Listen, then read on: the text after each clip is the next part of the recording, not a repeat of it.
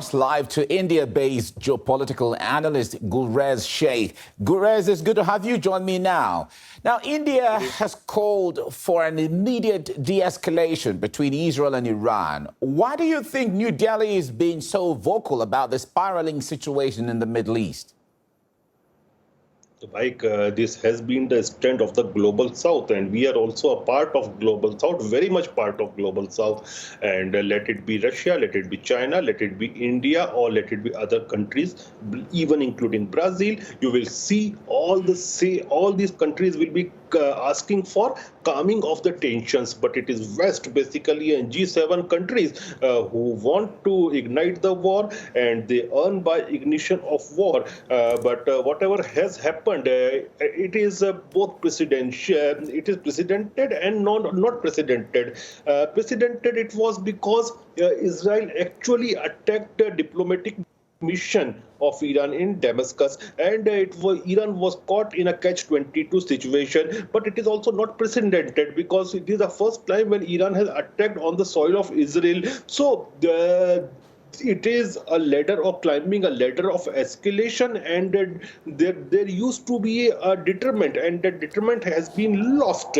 And the world is watching on the UN Security Council meeting taking place this evening. Last time on 1st of April, whatever was happened, the US, UK and France did not condemn the action of Israel. Now let's see what happens today. And if China and Russia do not condemn the actions of Iran, then we will see a very fractured world on global south versus global north lines. Now, do you see this conflict spilling over into a wider context across the Middle East? Yes, it has got a potential, and right now the ball is in Israeli court. They may not strike back, and if they don't strike back, I don't think that the escalation will be there, because the permanent representative of Iran in the United Nations, they have said that from their side it's concluded, and they were also talking about Article 51 of UN Constitution. So as per them, they have said that it's over. But if Israel will retaliate, then it will be a vicious circle, and retaliation after retaliation. But let me tell you one more thing, Mike. It was also a very calibrated attack from Iran, because I think it was day before yesterday when Financial Times, it was saying that Iran is in talks with United States, I think via Oman. So what talks they might be doing? They might be talking about where they will hit, what will be the quantity and quality of their attacks, so that Israel will also be prepared for that. And these attacks were not very powerful. So they also show one thing, that you cannot attack our sovereignty. That is, Iran has shown that you can't attack our sovereignty, but they did not went to that level of escalation. So it is possible that things will become calm eventually, but everything finally it depends on Israel, and Israel can also retaliate on Hezbollah or other groups, and not directly of Iran. Even in that case, the things won't spill over. So this is also seen as strategic restraints by Iran. Now, what diplomatic means could be used to resolve this conflict, if any? Well, the diplomatic means, the best diplomacy can be done by United States of America. They can end the war in Gaza. They can make peace between the parties. But unfortunately, right now, the Biden White House, it looks very, very weak.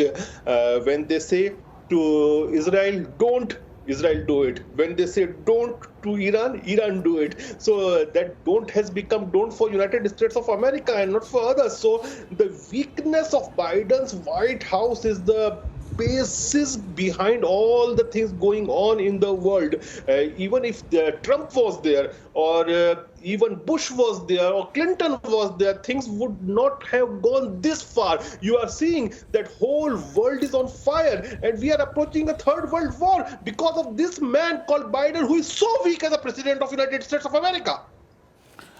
Right. We have seen an array of responses from the international community. The G7, like you mentioned, have openly condemned Iran's strikes, while countries like India, China, Russia are calling for restraints from both parties of the conflict.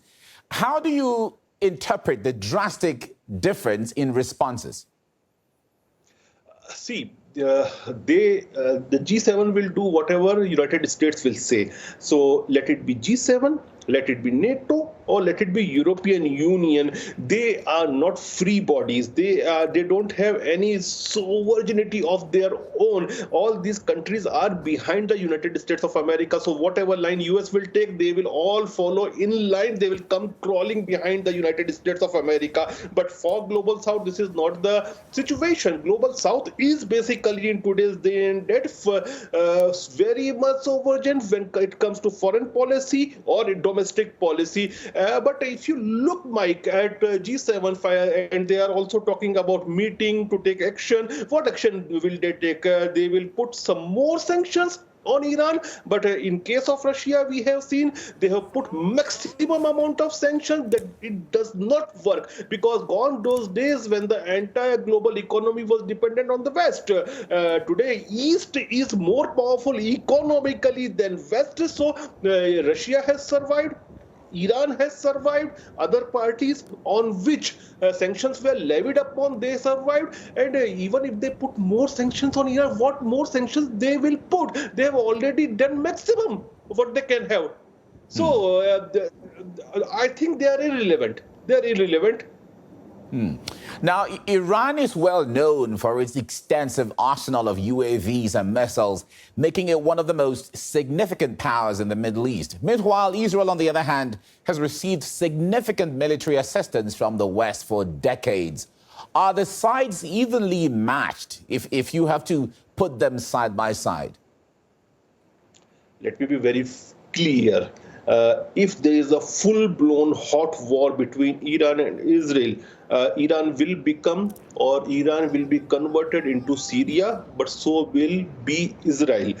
Because don't forget that Israel does not, unfortunately for them, they do not have a strategic depth. It's a very small country surrounded by Iran or its so-called proxies. So you can have Iron Dome or other systems, but no system in the world is foolproof. So Israel does not have strategic depth. And another thing is that how far will Russia go to support Iran? Because we saw one thing, that during the Ukrainian conflict, it was Iran which supported very openly Russia by arms and ammunition and drones. Now it may be a time for payback. And if you look at the national security of interest of Russia, it is to give weapons to Iran at this point of time. So if you look in that sense, then things will become into a proxy war. Once again, a new proxy war. One side, it will be West, which will be giving full-blown support to Israel. Another side, it will be Russia and other parties. And so it will be a very bloody proxy war. But I think that US won't send its boots on ground, because they are already overstretched and exhausted. Well, it's a good thing Russia and China and India are calling for restraints at this point already. We have to leave you here now. Gurez Sheikh, a geopolitical analyst, thank you so much for your insight. Love from India. Thank you. Love from Russia too. Love all from India. Great.